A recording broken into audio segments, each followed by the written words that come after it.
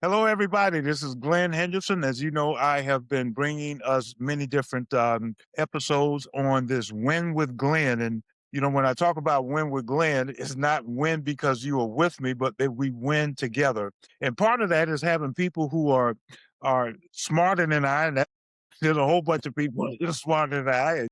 And people who are subject matter experts that can help us win together. And so today, I'm just very, very happy to have somebody that I've known for a number of years, but quite frankly, has really surpassed me in many, many different ways. And he's here to help us win together. And in the context of best practices and principles, I want to welcome Larry Duncan to the Win with Glenn series. Larry, thanks for agreeing to come on with us today. Glenn, it is absolutely my pleasure to be on here with you today. As you stated, I love tech, and so we've been a friends for a long time. I can remember when you were there before our son was born, Hey, and the stories and the things that we experienced. And I mean, we've been friends. The level we are is not, to be honest with you, I can't put a word on it. I would call it more than friends, it's more than family. It's a special word. I haven't figured out what to put on it yet, yeah, but that's where we are. So, but it's my pleasure. you're Yoda and I'm the student, and so you'll help us understand. But I wanted you to and for everybody to know why this is so important because you're in that tech space and we're in a very technologically driven Yes. world. And of course, we've been there for quite some time, and the speed of things have increased. The topic of cybersecurity, I continue to hear that word here and there. I've heard it in a professional, particularly in a professional business setting, and so I know that you actually decided to make that the focal point of your career. So a couple of things. First of all, tell us what is cybersecurity. I have all some. It seems like some mystical cyber. So what is cybersecurity, and then why did you choose that as a field? Yeah, so that's a great question. So at a very high level, cybersecurity is essentially how we protect our systems, our networks. For example, networks, how you access the internet, systems, how you access, when you logging on at work or logging on at home or, logging into your bank account. How do, when you use your credit card, when you purchase a vehicle, when you apply for a credit card, all of that, all of those processes or all of those tasks are where your data can be compromised. And so cybersecurity is the art and the practice of protecting or putting in what we call mitigation. So mitigation is essentially protecting that data, protecting that credit card data, protecting your systems from bad guys, essentially hackers, things of that nature. And so, at its core, what cybersecurity's goal is to there's it's really the three pillars of cybersecurity. Is one is called confidentiality, integrity, and availability. And so, confidentiality is essentially making sure that people who aren't supposed to get your data or access your data don't get your data. So Okay, that's essentially like you using said password, confidentiality. What's the confidentiality. The next one is integrity. okay? And so what integrity is, for example, I'm Glenn Henderson. I live here. I own this, I have that. So integrity is making sure that all of the information that truly is Glenn, truly belongs to Glenn, truly is associated to Glenn, making sure that that information is accurate. Okay. Because, you don't want to say, hey, I'm Glenn Henderson or I'm Larry Duncan, and it says you live in another part of the world when you live in the United States. So integrity is making sure that the information about you or the information about something else is accurate. Okay, confidentiality, integrity, and then you said availability, right? Availability. And so that's what we call the triad of cybersecurity. And that is the foundation. And then So what's availability. the availability piece? Availability is making sure that those who are supposed to access that data have access to it. For example, access to your bank account. You make sure that the person that's supposed to access your bank account, I'm just using bank account as an example, that you can access it. And no one else can impersonate you and access your bank account. And so Okay. that's what availability is, making sure that it is available to the right person. So why did you choose to go into this field as your career? Well, man, that's a long winding road. That's a long winding road. Okay, so give us We're gonna give give you us that. We're gonna give you give the us the Reader's Snapchat Digest. version. There you Yeah, go. Well, we'll give you. there's a lot of people that don't know what Reader's Yeah, Digest that is. So that you're in that don't. technology, so you should know better than that. So you're So I gonna have think I'm gonna give you I think I aged just both of now us when I said you that. just now did a reveal to the audience. What's Reader's Digest? What's Reader's Digest? Jeez, I think I aged both of us when I said that. But And show me the Rolodex. my Let me goodness, pull out my exactly. Rolodex. I The think you're gonna index lose about cards. 90% of the people if you pull out the I know, Rolodex. I know, I know, but we'll get them back. We'll get them back. We'll get them back. So the reason I went into it is because one, and when I first started my career in technology, I was doing a little bit of everything, which most people who start in IT kind of do that. They kind of mess around with this, mess around with that, tinker with this. One thing I did was one of the things that really got me into IT, which eventually led to cybersecurity, is I went to a garage sale and a person was selling an old server. It was old, it was antiquated. But I bought it and because I saw the vision. I was like, you know what? This is an old server, not worth a lot, but you know what? I think I can rebuild it. And so that's what I had in my mind. I said, I can rebuild this. And I did. And so when I rebuilt the server, I installed databases on it. I did all kinds of stuff on the internet. And so what it did when I was doing all of that, it triggered a moment. It was like, well, dog, Larry. I mean, you mess with this. How do you protect you accessing all of this? But how do you protect it? Oh, And okay. so, how do you protect it? And so that first pillar, what was that first pillar that you said again on it? Confidentiality. So you were focused and asking yourself about the confidentiality piece, and that's sort of what helped you then say this is a career path that you wanted to get into. Is that correct? Most definitely. And then what gave it rocket fuel is that in my current role, we had a presentation given to our team, and the person who made the presentation, his emphasis was around security. And so when he presented it, it really just doubled down on what my thoughts and my motivations were.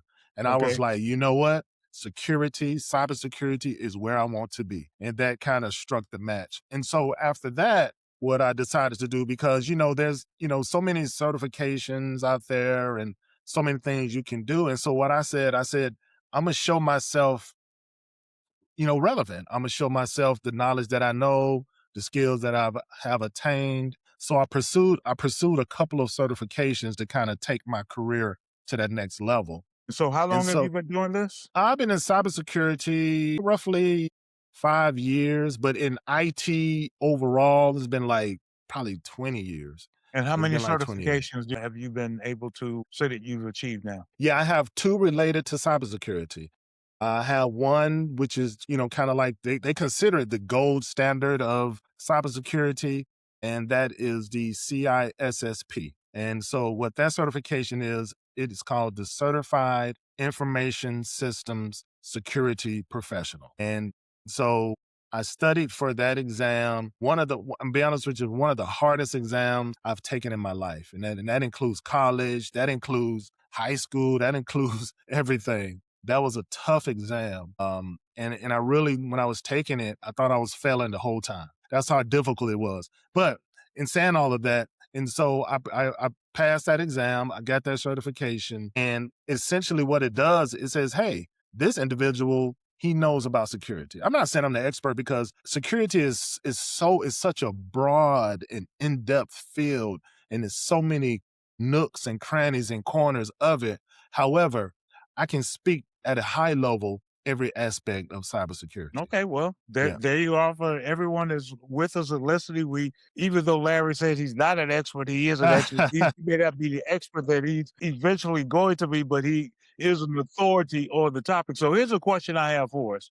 Yeah. So cybersecurity, oftentimes when you just hear that word, and I've heard it oftentimes, but it's been primarily more in the space of business, in the business application. So tell our audience why that's important in the business world, and then also, is it important? I'm just at home. I'm not working. Should I be paying attention as an individual, as a spouse, as a husband, my kids? Is cybersecurity, we're not thinking about it, but should we be thinking about it? And if so, why? So the two Yes. applications real quick. Yeah, 2 applications. One, from a professional business standpoint and one other from a personal standpoint. First of all, to answer your question overarching, everyone should be concerned about cybersecurity, everyone. And so from a personal standpoint, we'll start with the personal aspect first. So imagine you're sitting at home. Just imagine you're sitting at home, you're on your Wi-Fi, you streaming because most people stream. It's not a lot of cable providers out there any longer. Your kids are on their phone. You may be, kids might be on the video game, etc. So when you are accessing all of those devices, data is passing through those devices, is passing through your Wi-Fi network, data about you, data about your family, data about, your banking information, your passwords, everything that's near and dear to you is passing through those networks, passing through those devices that you use. So, to your point, and I know just answered a few seconds ago, but I always want to restate it because it is really important that everyone should be concerned about cybersecurity. Now, taking it to the business perspective, that is even more key because as we know, every now and then you hear on the news where there's a major corporation that has been hacked. Yeah, well, what a data breach, right? A data breach, they've been hacked, and in some scenarios, the hackers are have held their data ransom for millions of dollars or whatever the case is. And so from a business perspective, it is critical. You have organizations that invest heavily in their security teams. They have these multiple layers of defenses. For example, if a company has a lot of offices throughout the country or throughout the world, they may have badges where every user has to scan their badge and authenticate. That falls under cybersecurity. That is a So that's physical. And that gets to your confidentiality, piece that you said on the 3 pillars. So, You're correct. how does this then in the world in which where we live, so this is both business and also as individuals, and so I'm getting my head around it with cybersecurity. So, identity theft, that we hear about, and we're having to it's kind of interesting, this tension when you're saying that you have to have confidentiality, then you said integrity and then availability, and yet information just flies so fluidly now Yeah, it and does. freely. So what are some of the best practices that I can do? And let's just say for the uninformed, the individual that's at home, and right now we're on Wi-Fi, we're using Wi-Fi. You're in one part of the country, I'm in another part, and I know it says locked, but just because something says it is locked, and I know the bad guys are out there, when I understand that they can lift things from your credit card, they just pass you by. What are some of the practical things that you can share with us that we can do that will help us from an individual standpoint? Just 2 or 3, if you would, that you say that most people overlook. Yeah, so a major thing that most people overlook is passwords, the passwords that they use. Then you would be terrified if you knew the amount of number of times I've heard people reusing the same password over and over again for Now, why is every. that a problem? There's a problem because with a password, say for example if a company had a breach, say for example is one of the major companies out there, not naming any names, had a data breach and they had access to your account that you use with that company. Now, if they had your password and it was the same for all of your systems that you use, say if you had the same password for your banking account, say if you had the same password for your Or Wi-Fi, anything, right? So, yeah, uh anything. right. It's the same password. Go ahead. Well, essentially what has happened is that now they have access to your that password, which means they have access to everything because you use the same password for everything. So that's Even though you may have a yeah, different user ID, don't you need a different if you had a different user ID, but the password is the same, yes. Yeah. yes, Now what? Is that if you have a different user ID and you have the same password, the thing is hackers, they have so many tools that they can use to pretty much guess what a user ID could be. They could, hackers these days, they have the tools where they can scrub data, they can get data from different sources. They got tools, including AI, and I know that's another conversation, where they can create algorithms and programs that could guess user IDs. They can make probably a million up to a million or 1,000, 500,000, whatever guesses, and they can crack your and get your user ID. It's kind of like what we call a brute force attack, where you just trying so many combinations to get the information you're looking for. so Now, what would you recommend that people do, just for that? This is obviously a very large topic, so we're not gonna be able yeah, to yeah, cover everything, but I just wanna talk about perhaps the low-hanging fruit or the easiest targets. What would you yeah. recommend an individual and I guess also a business do and because when the problem with the problem with this, and I have another question related, is so if you have 40, everything requires a password. So now you're saying that I need a different password for all these everything. So let's say there's 100 different things that I'm doing. I need to remember 100 different passwords. So how do you manage that? Glad you asked it. That's a great question because yes, now a lot of systems use passwords, but there's also a tool that's called what we call and I'm going to give it a technical name, but then I'm going to explain what it is. It's called multi-factor authentication. So what that is, FA for short, MFA. What that essentially does is it allows you to log into a system and then it allows you to have another way of logging into your system. For example, for example, Glenn puts in his username and password Well, into stop this. stop using me as the specimen. Well, okay. Well, we'll switch it. We'll Let's use say me. We'll use me. John Doe. Let's use John Doe. Let's People use John Doe. people may end up leaving here saying, "Larry just gave me a couple tips on." My goodness. Oh my goodness. We'll use John Doe. Let's use John Doe. So John Doe he enters his username and password. Then what will happen is he puts in the right username, he puts in the right password. Then there's another layer of security, meaning either he can have a pop-up show up in an app with a code, and he has to put that code in to verify. Then also he could possibly get a text message with a code or a number, and he enters that in as well. Right. So So we see that that. is Yeah. yes, We see that two-step authentication is what you're saying. And exactly, so now are exactly. you saying that everybody should be sort of in that space for the two-step authentication? 100%. If you can do it, you should do it. Yes, it just gives you another layer of protection. Just using username, password, I would be nervous to just use a username, password to log into anything and let that be my only way of getting into my systems. Now, I'm gonna give you a good example. And I'm gonna use me as a specimen this time. My lovely wife, who you know very, very, very well, every time she logs into one of our systems or accounts, and she always asks me, say, "Why do you have all this stuff set up on here? Every time I try to log in, you try to, I gotta go here, get this Right. app, I get a That's right. code from here." But you know what I tell her, Glenn? I always say, I said, "Hey," I said, "baby, I'm just trying to protect our data." That's how serious I take it.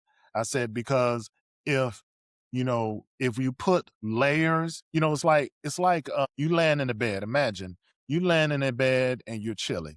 You just laying under your sheet in your bed and you're chilling. So what you're gonna do? You're gonna grab a blanket, and then if you still chilling after you laying up under the sheet, you laying up under the blanket, and you still chilling. Guess what you're gonna do? You're gonna get a spread or something else to put over you. So what you're gonna do? You're gonna keep putting layers on top of you until you feel warm. And so that's kind of how we have to look at cybersecurity when we protecting our information. You putting layers on top of layers until you feel warm. Essentially, you feel comfortable that what you're doing is protected. What about facial recognition? I was traveling out of country, and of course, you see this. I think now prolifically with most airports with TSA, where you have digital ID. You Yeah, see it at certain amusement parks now, yeah, where and that it was great to go through security real quick with facial, but then at the same time, once again, we always have this thought process that Big Brother's watching you. You yes, know, you now have facial recognition. So what would you tell us about on our phones now? I think most all phones have yes. either the fingerprint and or facial recognition. Is that sufficient ID layers in your mind? Yeah, that it is. However, because typically those are pretty closed systems. However, it's always a however.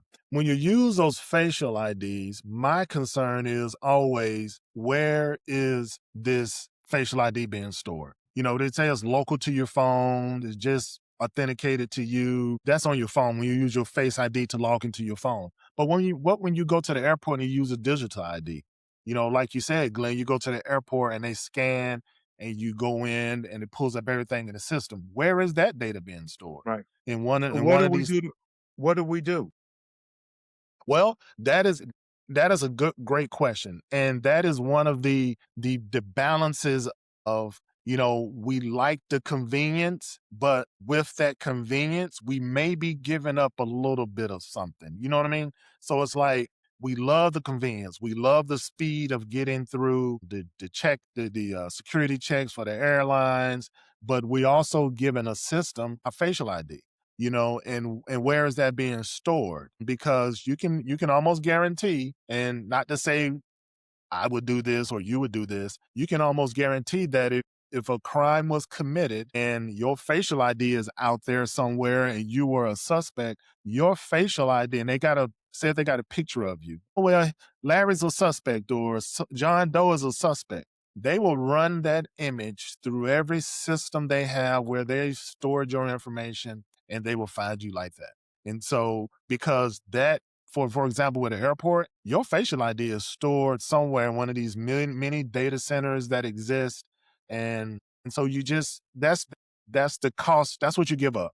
You get the convenience, but you also give up a little something, and And in that's some your cases we don't. face being stored. Right. Well, and in some cases we don't have a choice Yeah, because that's part of the process. PSA Yeah, with your driver's license. So I know we're covering a lot of topics and it's really yeah, just surface because I want to just hear some best practices, one of what you gave with regard to passwords. I was driving today and talking, and then my phone just answered and it gave a comment.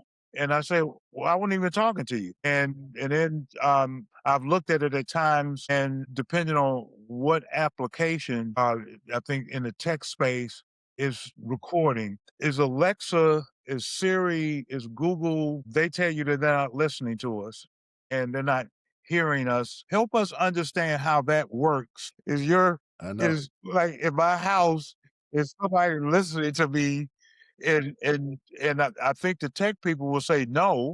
The Yeah, people produce these and come up with these solutions as they call them and these yeah, conveniences. They'll say, no, we're not listening to you. So if you're not listening to me, then how is it that when I ask you to turn the lights on and turn the lights off, that how so explain is there a quick explanation and it is. understanding that you could give us for the Yeah, uninformed? And yeah. then should I be concerned about private conversations in my room with my phone? Well, first, you should be I should be. concerned. You should be, and this is the thing. And and Glenn, you hit on it earlier. The world is so fast now, so technologically advanced. It moves so fast, or So companies are moving hold on so one fast. second Yeah, before we run out of time, because I want to make yeah, sure yeah. Okay. this may not if it's not for that's why I say win with Glenn. So I want to win. Well, let me This answer is your not win. question.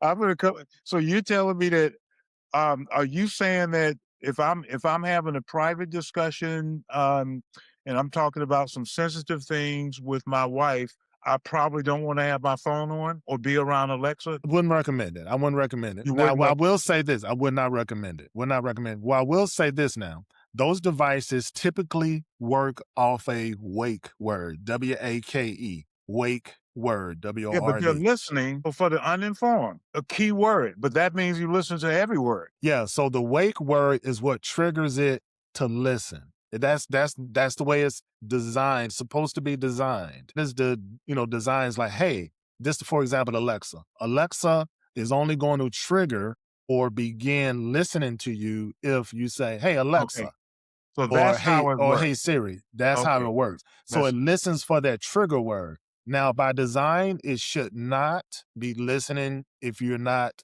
asking it, or it should not be listening if unless you trigger it. But as we know, and Glenn, you just had an example, and I've had that example too.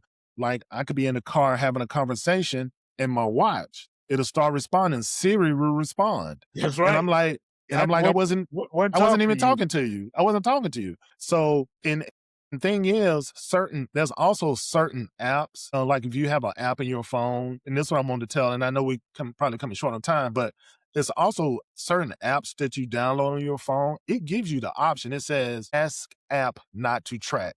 People probably just breeze through that option, but that is a serious option. So essentially what that does is if you say ask app not to track, that app will not track you. It will not track what you do. It will not track your location. But if you just breeze through it and say, oh, I'm not thinking about it, I don't care. If you give that app access, that app can track your location. It can track what you're doing. It can and track, if you go to other apps. So you have to be really diligent when you download apps. And if it gives you an option, you got to be like, no, I don't want this app to track me. It all is an ecosystem. It all ties together. Everything we do, we have to be diligent. And I know that's tough. People say, man, technology is so fast. We got all this around us, but you have to be diligent. As an individual, you have to protect your data and protect your information. Yeah, well, we this is such a significant and important topic, and I'm hoping that Yes, everybody yes, really gets to understand that. And it's not yes. just elementary. We've gone through. I laugh when I was talking to my kids not long ago, Yeah. uh, and they had an album, and it was a. So this is date meeting. It was a 33. This Yeah. is what they said. They said, "Look at that CD." And of course, that was back then. But Yeah. they said, "Look how big that CD is," and it was a wonderful moment, but I laughed because I said, "In our lifetime, you've gone from, many people who are they will know we've gone from in our lifetime," and I'm Yeah. gonna see if I wrap this up, but we've gone from, 8 track to, 33, 45, 70 it wasn't Yeah. 45, wasn't 78 to beta to Yeah. VHS Yeah. Yeah. to Yeah. CDs to DVDs to now, and I remember I have used to collect albums and I had probably 1,000 albums or more, and they were just so heavy, and you carrying them around, and you had to find this. To now, I got 10,000 songs on my phone, and Yeah. it's On I your walk phone. the air, and probably I can sense. I don't know how it works, but I can send something to You can you. sense it. There's no connection, and I didn't even speak about the rotary, the rotary phone. Man, don't talk about that. That thing was from the devil, and it was we got free when they came up with the push button phone, With the and now push. you can and now you can just you don't need to do that. You can just say, look at my phone and say dial Larry. Dial Larry. That's it. So with But that, realizing that the things have accelerated, and this is all in our lifetime too. So, and we're still living. So, you're talking about an extreme acceleration of and morphing of technology, yeah. advancements, etc. We live in a world where people say there's no absolutes, no, never say never, and don't always say always. But I'm always in that space, always in that Yeah. space, even though people don't say Yeah. always that there Yeah. are absolutes. So I want to wrap this up and ask you, and we may have to come back to this. We'll just Yeah. see how people respond to some of this with questions, etc. But Yeah. give us two nevers and give us two always. Yeah. From a cybersecurity perspective. That's correct. Two Yeah. nevers, or quick more, two or three nevers and two or three always that you would give taken away. Realizing as you started off, you said credibility is important, Yeah. integrity is important, and Yeah. availability. And that Yeah. I'm even trying to get my head around that about what you I can't control TSA, the digital driver's license. And yes, there's certain things that are very convenient. I mean, absolutely fantastic. I was able to go right through the airport. The last Yep, time I flew yep, international, didn't yep, have to pull out my passport. yep, You just stand there, it takes a picture, and you go. And yep, then later on, you come to find out that your bank account has been wiped out. yeah. So Now, give us on for business individuals two, and then we'll wrap this two nevers, two or three nevers, and two or three always. yeah, Best practice. and then best practices, 2 or 3 nevers. And we talked about this earlier. One thing is never reuse passwords. I'm gonna If shut this off now. even if you have to get creative, even if you have to use a All pass, right, this let's go that's on to the next one because how do we clean up the fact that I've used my password because it was, oh my gosh. but you told me that the two-step authentication, Yes, that will help. I That was will using help. that. That will help. So, That will help. okay, But then okay. another never is don't click unknown links. And so, for example, say if you get an email from someone, it could be from someone that you might recognize, but guess what? Their email account has been hacked. And so the hacker has sent you some sort of link. And you know what? When you look at it, be like, man, this link looks kind of fishy. What, Well, you know what? just you It is fishy. what's an unknown link real quick? How do I Unknown know link. I know it? Well, one thing about unknown links, if you get an email, a lot of times, and this is what we call, and this dives into another type, but it's called phishing. So essentially, phishing is when someone sends you a link, they send you an email, and the only thing they're phishing. They want you to click on a link, You mean click somebody I on. may not know? It could be someone that you do know, but it could Like, be. so if I get an email from you, that's what I'm asking. It says Larry Duncan. Yep, yep. How do I know not to click on a particular link? There's a couple of key things. One, with that type of email, someone will be asking you to do something immediately. For example, they say, Okay. "Hey, I need $100," or something's going to happen immediately, and you got to do it immediately, and you got to send it to this account. You got to send it to this place right now. Okay. That's So one those kind are of key. flags. Okay. That's a flag. And the next flag is misspelled words. A lot of times now AI has helped improve that a lot, but a lot of times words will be misspelled. So if someone sends you something, a lot of misspelled words, or say they instead of spelling your name correctly, they spell it incorrectly, then that's a red flag. And Okay. so that's an email you probably don't want to click on. Or matter of fact, you might want to delete it and get rid of it. Okay. Yeah. Yeah. So that's a So never. those are 2 nevers. Let me see if I can throw out one more, and I think you would agree with this, which is basic, but it's important, especially for our aging community and seniors and people that are not Yes. as tech savvy. So when you talk about availability, one of the things I know that I just don't won't do it, and that is freely give information. So oftentimes, it's a 100%. best practice when somebody says, "Well, you need to do this. We need to update this. No, just don't do it." Just I would rather be locked out and then have to go through regaining access than just freely give. Here's my social. Here's this. Here's that. What? Give me and then we'll close this segment up. So we Yeah. had two nevers. Are there two always that you can share with us that we should Yes. always do? 2 always. Yes. Keep your devices updated. So, for example, like your cell phone, like your laptop, if there's available updates and they've been out for a while and the company is telling you that you need to update your computer, whatever, do it. Keep You your mean like computer the up. operating systems? Exactly. Because Now, what go ahead. Go ahead. No, no, I can say because what those updates do, those updates help fix vulnerabilities in your operating system that may have happened. And then, so, what a vulnerability is, it's like a weakness in your computer software.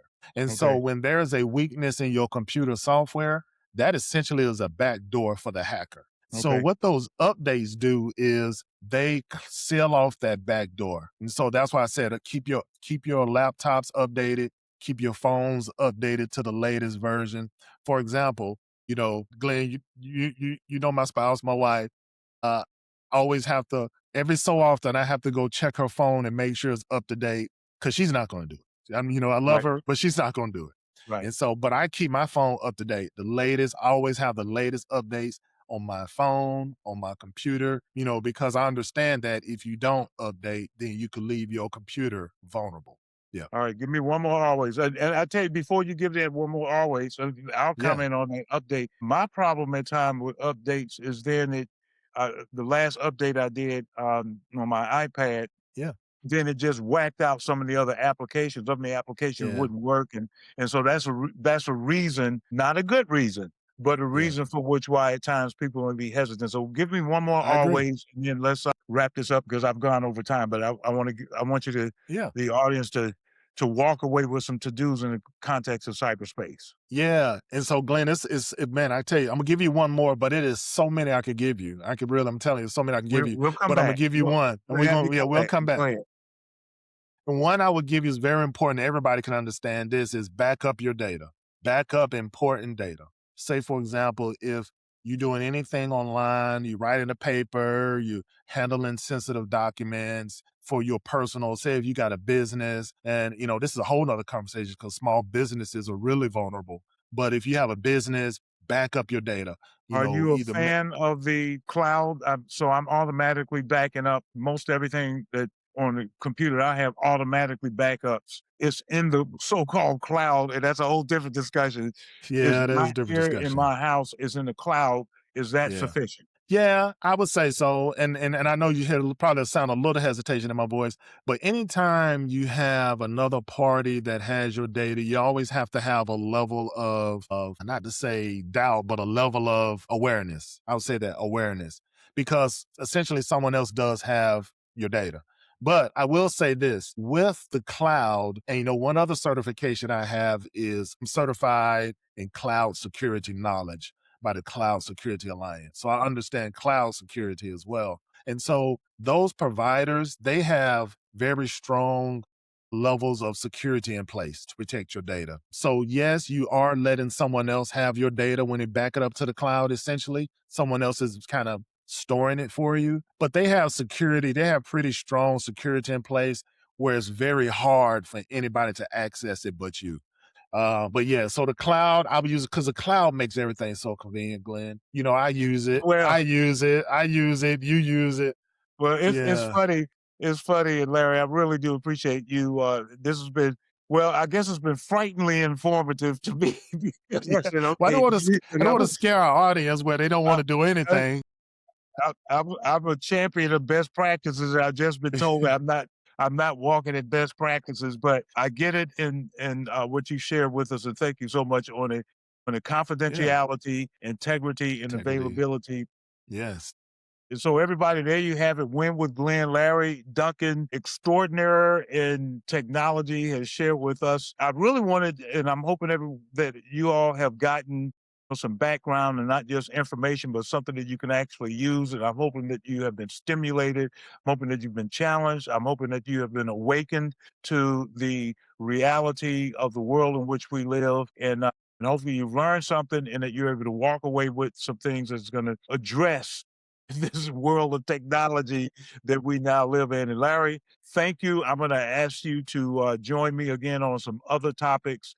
Definitely. This has been a lot of fun and also informative. And so thanks for joining me. Everybody, I'll see you next time. Win with Glenn, where we talk about best practices and rock solid principles. I'll see you next time.